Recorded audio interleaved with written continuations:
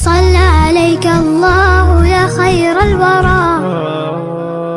تعدد حبات الرمال وأكثرا صلى عليك الله ما غيث هما فوق السهول وبالجبال وبالقرى يا خير مبعوث بخير رسالة للناس اهم کسبونه الله جل جلاله د وحی په ذریعہ خپل پیغمبرانو ته خودلی. محترم مسلمانانو ورونو، کوم د انبیای کرامو جونو ګورو نو هغه به عبادت هم کولو،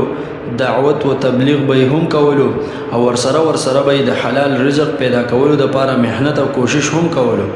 د حلال کسب او ضروري شیزونو د کاریګری د اهمیت اندازه تاسو د دین هم معلومول شي چې د انسان د ضرورت د پاره څومره اهم کسبونه او کاریګریان دي.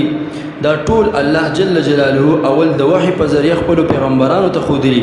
بیا د ضرورت موافق په خپل زمانو کې په دې کې ترقی شوې ده. حافظ شمس الدین ذهبی رحمه الله په خپل کتاب الطب النبوي کې ذکر کړی چې د انسان د ژوند لپاره څومره اهم کسبونه او کاریګریان دی، لکه د کور جوړول، کپڑے جوړول، ونې کرل، د خوراک شیزونه تیارول، د سورلې او مال راوړلو د پاره پایو والا گاډي جوړول او چلول. دا ټول کسبونه او کاریګریان الله جل جلاله د وحی په ذریعہ اول خپل پیغمبرانو ته خودلی. د دې یو څو مثالونه تاسو ته وړاندې کوم. اولنې پیغمبر حضرت آدم علیه السلام ته چې کومه وحی راغلی و، د هغې اکثره حصہ د کروندې ځمکې آبادولو او مختلف قسمه کسبونو متعلق و. د پیټي یعنی بوج د پورته کولو او وړلو د پاره د پایو یعنی ټیرونو په ذریعہ د چلیدونکي گاډي ایجاد هم د دې سلسلې یو کړی ده چې دا حضرت آدم علیه السلام ته د وحی په ذریعہ خودل شوی و. د دې ایجاد په ذریعہ په دنیا کې یو انقلابی تبدیلی راغله چې نیغ حرکت په ګول حرکت سره بدل شو. د غوا گاډي او خرګاډي نراواله تر د ریل گاډي او اعلی قسمه موټرو پورې په دې ټولو کې پایا یعنی ټیر استعماليږي. لہذا دا ټولو نه اولنې او لوی ایجاد کوونکې د گاډو به هغه څوک وي چا چې دا پایا ایجاد کړي، ځکه د ټولې دنیا د مشینری روح په پایا باندې دی او د پای ایجاد کوونکې حضرت آدم علیه السلام دی چې دته دا د وحی په ذریعہ خودل شوی و. معلومه شو چې د ضروري شیزونو کاریګری او کسبونه دومره اهم دي چې دا پیغمبرانو ته د وحی په ذریعہ خودل شوی دي. همدارنګه د جامو یعنی کپړو جوړولو کار هم د حضرت آدم علیه السلام نه شروع شوی. همدارنګه درهم او اشرفی هم حضرت آدم علیه السلام جوړ کړي او ورسره زمینداری هم کړی ده. د بحری جهاز یعنی کشتی جوړولو ابتدا د حضرت نوح علیه السلام په ذریعہ شوی. د طوفان نوح نه د بچ کېدلو د پاره الله جل جلاله حضرت نوح علیه السلام ته د کشتی جوړولو حکم وکړو، حالانکه په دغه وخت کې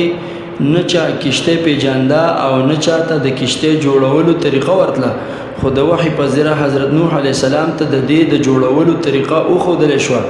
په قرآن کریم کې د دې بیان شته. الله رب العزت حضرت نوح علیه السلام ته وحی کړي واصنع الفلک باعیننا ووحینا، او ته جوړ کړه کشته زمونږ په نگرانی کې او زمونږ په حکم سره، یعنی زمونږ د وحی مطابق. په احادیثو کې دا خبره ذکر ده چې حضرت جبرئیل علیه السلام د وحی په ذریعہ حضرت نوح علیه السلام ته د کشته جوړولو طریقه وښوده. حضرت نوح علیه السلام د سال یعنی ساج د لرګینه کشته جوړ کړه. په ځینې تاریخي روایتونو کې د دې کشته اندازه دا ښودل شوې چې دا 300 غزه اوږده وه، 50 غزه پلنه وه، 10 غزه لوړه، 3 چته وه، ښي طرف او ګس طرف پکې داسې روشندانونه هم چې هغه به کولاوېدل. بهرحال د کشته جوړولو دا کاریګری د ټولو نه اول د وحی په ذریعہ حضرت نوح علیه السلام ته وښودل شوه، بیا وخت په وخت په دې کې ترقی وشوه. د زغر جوړولو ابتدا د حضرت نوح علیه السلام حضرت داوود علیه السلام په ذریعه شوی د اوسپنې زغر جوړولو چل د ټولو نه اول حضرت داوود علیه السلام ته د وحی په ذریعه ښودلی شوی چې په دې سره به انسان په جنگ کې د تور او نیزو د ګزارونو نه محفوظ کېده نن سبا هم د اوسپنې داسې جاکټونه او زغرې جوړولی شي چې په اغوستو سره انسان د آتشي اسلحې نه محفوظ کېدی شي او د دې ضرورت مسلمانانو او غیر مسلمو ټولو ته دی حالانکه د دې کسب او کاریګرۍ بنیاد ایښودونکی حضرت داوود علیه السلام دی چې دته الله جل جلاله د وحی په ذریعه د دې طریقه ښودلې وه الله رب العزت فرمایي وعلمناه صنعة لبوس لكم لتحصنكم من بأسكم فهل انتم شاکرون او موږ حضرت داوود علیه السلام ته د زغرو جوړولو چل ستاسو د فایدې دپاره ښودلی وه چې دا تاسو په جنگ کې د تورې د ګزارونو او نقصان نه بچ کړي پس آیا تاسو شکر کوونکي نه په دې آیت کې الله جل جلاله د زغرې جوړولو دا چل ښودل د انعام په طور ذکر کړي او په دې باندې د شکریې ادا کولو تلقین کړی په سوره سبا کې د دې زغرې جوړولو تفصیل الله جل جلاله داسې بیان کړی وَأَلَنَّا لَهُ الْحَدِيدَ أَنِ اعْمَلْ سَابِغَاتٍ وَقَدِّرْ فِي السَّرْدِ او مونږ حضرت داوود علیه السلام ته اوسپنه نرمه کړه او حکم مو ورته وکړو چې ته پورا زغرې جوړوه او د دې د کړۍ په جوړولو کې اندازه ساته یعنی د دې کړۍ په مناسب اندازې سره جوړوه چې ټول یو شان وي ګوره محترمو په دې آیت کې د زغرو جوړولو سره سره د دې په کړۍ کې د توازن برقرار ساتل حکم شوی چې کړۍ د ټولې سره یو شان وي څه غټې څه وړې څه نرۍ څه ډبلې نه دي پکار بلکې ټولې په یو اندازه جوړول پکار دي چې په دې سره به د دې مضبوطوالی او حسن هم برقرار پاتې وي د دې نه معلومه شوه چې په کاریګرۍ کې ظاهري حسن لحاظ هم ساتل پکار دي ځکه خو الله جل جلاله داوود علیه السلام ته د دې خاص حکم وکړو د حضرت داوود علیه السلام د معاش ذریعه زغرې جوړولو په تفسیر ابن کثیر کې د حافظ ابن عساکر رحمه الله په روایت سره نقل لی چې داوود علیه السلام به د خپل خلافت او سلطنت په زمانه کې خپل شکل بدل کړو بهر به راووتو او د مختلفو طرفونو ته به د راتلونکو خلکو نه به تپوسونه کول چې داوود علیه السلام څنګه سړی دی چونکې د حضرت داوود علیه السلام په سلطنت کې عدل او انصاف زیاتو هر چا په اطمینان سره ژوند تېرول هیڅ چا ته څه شکایت نه نو هر کس به د داوود علیه السلام د عبادت اخلاق او عدل صفت کولو حضرت داوود علیه السلام په دې مدح او عدل او انصاف سره د الله جل جلاله شکریا ادا کوله الله جل جلاله د انسان په یو شکل یو فرشته د تراولې کله چې داوود علیه السلام د دې فرشته سره ملاو شو او د دین هم هغه تپوس کو کومه تپوس به چې د نور خلکو نه کولو چې داوود علیه السلام څنګه سړی دی نو دې فرښتې ورته وویل هو خير الناس لنفسه ولأمته إلا أن فيه خصلة لو لم تكن فيه كان كاملا وی داوود علیه السلام په ټولو خلکو کې د خپل ځان او خپل امت یعنی رعیت د پاره ډیر بهترین کس دی مګر په دې کې یو عادت دی که دا پکې نه وي نو بیا بالکل کاملو داوود علیه السلام ته تپوس وکړو ما هي کوم عادت دی فرښتې ورته وویل یأکل ویطعم عیاله من مال المسلمین یعنی بیت المال د خپل خوراک او د خپل اهل او عیال خوراک د مسلمانانو د مال یعنی بیت المال نه اخلي کله چې حضرت داوود علیه السلام دا خبره واورېده نو الله جل جلاله طرف ته متوجه شو دعا یې وغوښته چې یا الله ما ته یو کار وښایه چې زه د خپلو لاسونو په مزدورۍ سره کوم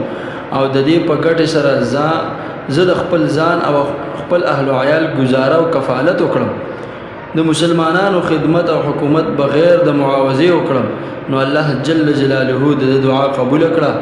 فألان له الحديد وعلمه صنعة الدروع فعمل الدرع وهو اول من عملها الله جل جلاله وسپنه د لپاره نرم کړه او دته د زغرو جوړولو چلو خودو د زغرو جوړ کړه د اولنې کس د چې زغره جوړه کړې ده دلته دی په زمن کې محترم مسلمانانو یو فقهي مسله زده کې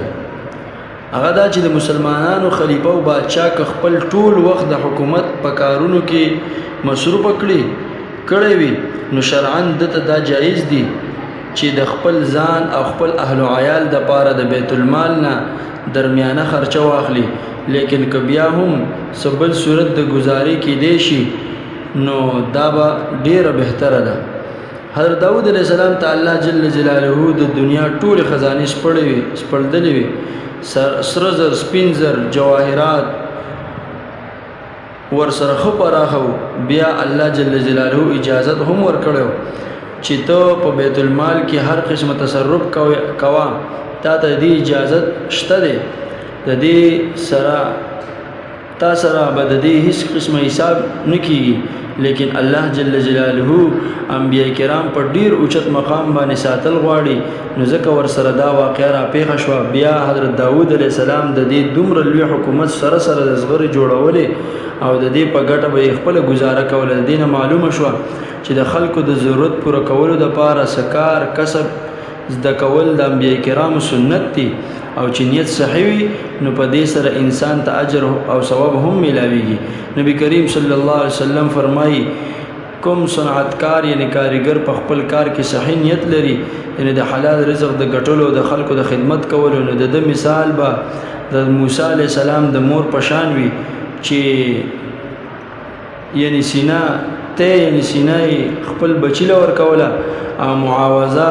یې د بل یعنی فرعون نه اخسته. یعنی که یو کاریګر په خپل کار کې د ثواب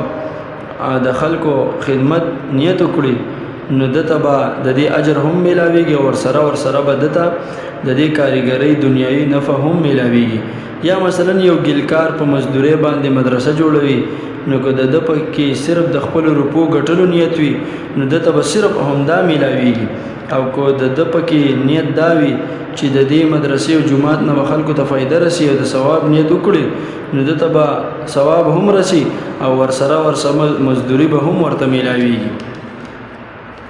باقی کسبونه به ان شاء الله په بل ویډیو کې ان شاء الله تاسو ته نشر کوو. په دې باندې صلى عليك الله يا خير الورى تعدد حبات الرمال وأكثرا صلى عليك الله ما غيث هما فوق السهول وبالجبال وبالقرى يا خير مبعوث بخير رسالة للناس يا خير الأنام وأطهرا نفدك بالأرواح وهي رخيصة ونحارب الغرب الدنيء الأغبرا